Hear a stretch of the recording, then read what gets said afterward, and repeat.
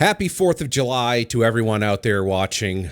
This is the newest episode of The New England Golfer. Brian here with you. You might notice that this is a slightly different setup. Still in my apartment. You might recognize the background a little bit. I don't know if you can get the flower wallpaper in the background.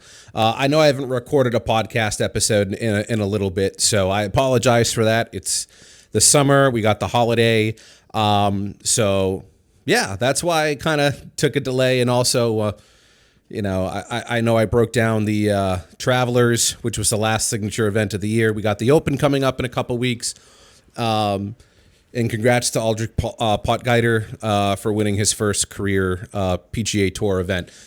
So I wanted to kind of come up here and just kind of give you a little update on my game like I always do. And just kind of like an unfortunate update. I was supposed to golf this morning in the league in Rochester. The unfortunate thing that happened, though, was the golf course lost power, and you sit there. And so we couldn't play this morning. And I know you sit there and you go, what's it matter if you lose power at a golf course? What do you mean you can't play? So they couldn't charge the golf carts overnight. I normally walk this course. It's an easy course to walk. But a lot of the people that play in this league use the cart. And they also couldn't process credit card payments. But again, I was going to pay in cash.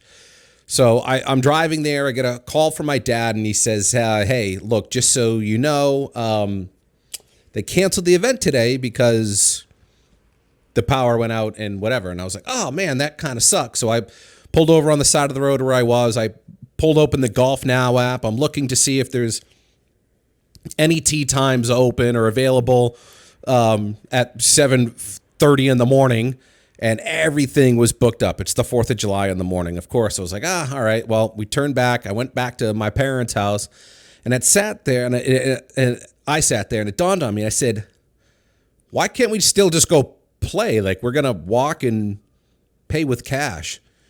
And he's like, oh, that's actually kind of a good point. Let me call the course. Call the course. You get that busy tone. Like, oh, the phones are out there, huh? And so we're like, all right, I guess we're just going to relax. So I was kind of bummed out. I really wanted to play. And then we ended up playing 9 holes at the Country Club of Halifax. Didn't record anything. I was with my dad. I shot a 43, finished the day with a birdie on a par 5. Only lost 1 ball, which was good. Only had 1 penalty. But it was a good round.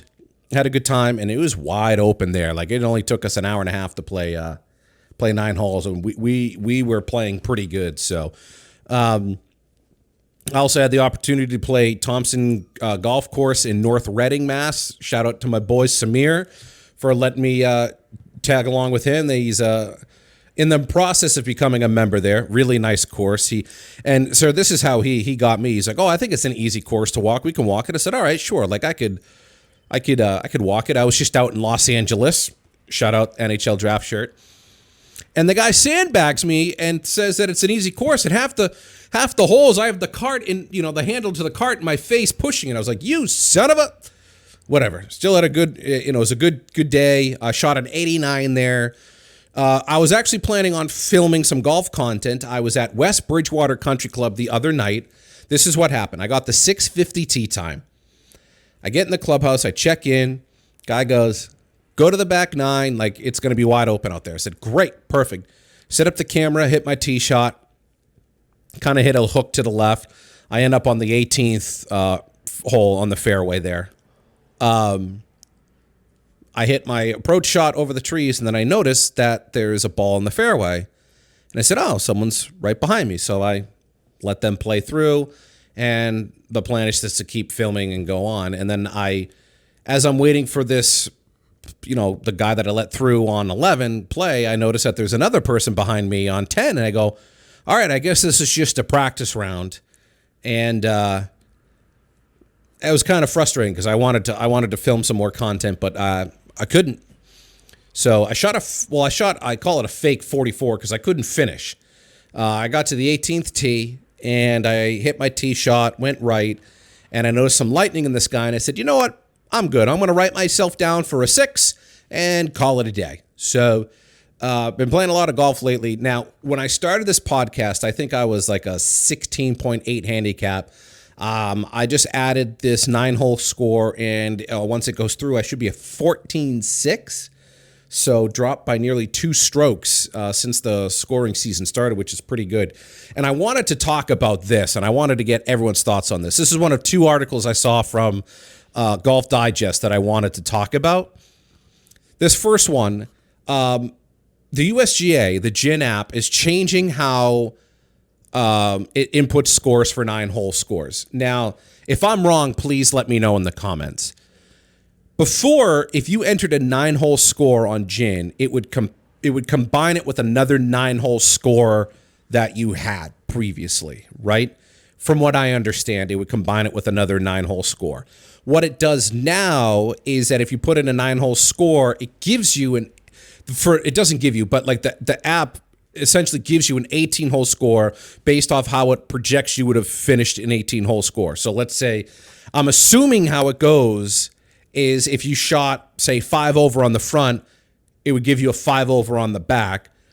Because at first I'm like, oh, let's say if you shot a 40, it'd probably give you a 40 on the other 9. I'm like, well, let's say you have a course like West Bridgewater Country Club where it's a 35 on the par 35 on the front, a par 36 on the back. So I'm like, okay, well, like I said, let's say if you shot a 5 over on the front, it probably gives you a 5 over on the back, right? Gives you a total of 10 over. And a lot of people are kind of upset at that because they think you can't lower your scores on GHIN with this new method. And I kind of fight that because, I mean, majority of the time I'm playing 9 holes, right? I'm playing 18 in the league, and sometimes I'll go out in Old Scotland Links with my father and some other people on Wednesdays. And if I go out with friends, I'll play. But like if I'm doing a twilight rate, like I'm only going to play 9. That's where I do a lot of my golfing. And look, the handicap doesn't come crashing down, but like it comes down by like, 0.1, 0.2, sometimes 0.3 if you have a really good 9-hole round. But I mean, I don't know. I don't really fight it. And a lot of people won't add their 9-hole scores. So I ask you, do you add your 9-hole scores into the USGA app, into the GHIN app? I get why people are frustrated, but I really don't see the huge deal with it. I don't know. Maybe that's just me. The other article I saw on Golf Digest, it was interesting, and it followed some golfers, and it compared them to when they walk, when they rode a cart, and when they had it said motorized cart. So I'm assuming it's a motorized push cart, which I've seen. My father has one. They're cool. And it tested, the calories you burn, your mental game, your scores, and a few other things. And the thing that I noticed, and I'm not surprised by it, the people that walked burned more calories, heart rate got up there, which obviously you expect. What I found kind of interesting, and the more I think about it, the more I'm like, okay, this actually kind of makes sense now, is the mental capacity, or not capacity, but the mental game. The golfers that walked were more engaged than the ones that rode in a cart, and they had lower scores. So I ask you, do you feel as if you play better when you walk compared to when you ride? Because the more I think about it, I think I play better when I walk because I don't know, I just feel more engaged when I walk. It's strange. Like when you're in the cart, maybe you just don't get good angles. You just don't get a feel for the course. Maybe you become more comfortable sitting in the cart, but when you walk, like your back starts to tighten up and you kind of have to focus a little bit more to play better. So for me, I feel like I play a little bit better when I walk. How about you? So the last thing I wanted to talk about too, and I mentioned it briefly in my other episode, the last episode, is golf getting too expensive. I see videos of, people that go and they get a range token before the round and it's $20 for a small bucket of balls. That's crazy.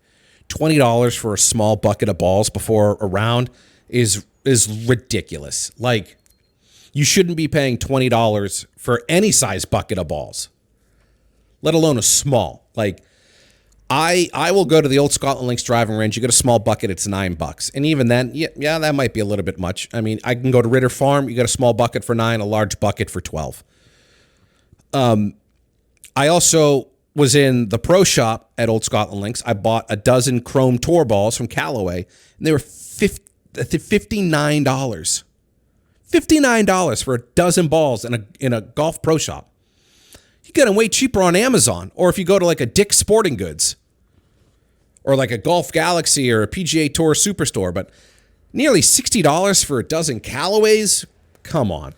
Golf is getting a little ridiculous. Like I said, like the course I just played, it was $39 to walk 9 holes, which is kind of on the high side. It's about $95 at Country Club of Halifax to ride for 18 holes. And it used to be a private course. Now it's a public course. There's kind of a financial issue with that. There's a financial reasoning for that. I think there was a fire in the restaurant there, and the owners owe some money, so the insurance money can't come through, and so I think they're trying to have the public pay for what. Anyways, another thing I wasn't a big fan of there. Now, of course, it didn't hurt us because it was wide open. The tee times there were every 9 minutes. I've seen 10. I'm honestly, like before COVID, like it used to be like every 14, 15 minutes, it felt like there was a tee time. Now, 9, 10, that's kind of crazy. And if you get a slow group, I hate slow golf. The one thing that annoys the crap out of me, I'd rather shoot 100 and have a great pace than shoot an 85 and be waiting all day. Like I hate slow golf. But I know I'm getting off on a tangent here. Golf getting too expensive. Like I said, I bought a full bag of clubs, and it was actually around $3,000. The putter was, I'll have to take a look at what the cost of the putter was. It was about $2,900, including the putter. But driver, 3-wood, 4 through 9, and 4 wedges, and a putter, about $2,900, which I honestly thought was a pretty good deal. And I'll do a what's in the bag video later down the road, maybe on a nice rainy day. But I want to hear from you. Do you think golf is getting too expensive? Because I think in some areas it is. Like I love twilight rates, and to keep this in the New England perspective, I don't know if anyone's ever got the opportunity to play the luxurious course Ponkapog, also known as Ponky. Great layout, horrible conditions. They'll do a twilight rate, and it's $12. You should know that if it's $12, ooh. Maybe I'll do a video at Ponky and just show you the horrible conditions there. Also, Lakeville Country Club. I haven't played there in a while. I've heard that's really gone downhill. I'll have to do a video of playing some golf at Lakeville so you can see the conditions at Lakeville Country Club, because I've heard it's really gone downhill there too. Maybe that's another little side series, playing some of the worst golf courses in New England. But again, I want to hear from you. Do you think golf is too expensive? And lastly, I'll just say this. Happy 4th of July to everybody out there, whether you golf or not. Hopefully you enjoyed your cookouts today, and please be responsible with your explosives, your fireworks. Please let the professionals handle it, or someone who's a little bit more sober than you handle it. But I love the 4th of July. It's probably my favorite holiday. So I really hope that you guys enjoy the 4th of July. And yeah. And I'll see you guys next time on the next episode of The New England Golfer. And one last thing, we are on Facebook. I finally bit the bullet, got us a Facebook. Just search New England Golfer. So we're on Facebook, we're on Instagram, and we're on TikTok. So I appreciate all the love and the support from you guys, and hopefully the New England Golfer starts to take off. So until next time, I will see you on the New England Golfer podcast.